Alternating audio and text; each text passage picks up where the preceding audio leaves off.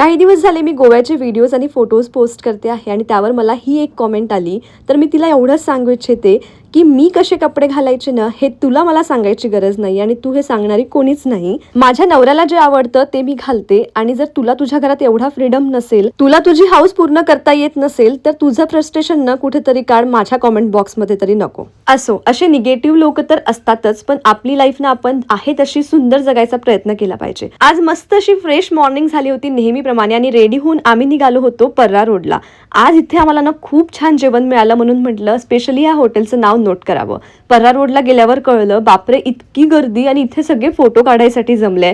खरंच वर्थ होतं का एवढ्या दूर येऊन फक्त फोटो काढायची. पण असो, रोशनने आमचे खूप सुंदर असे फोटोज क्लिक करून दिले आहे आणि ते बघितल्यावर वाटलं की हो, इथे येण्याची मेहनत खरंच सफल झाली आहे.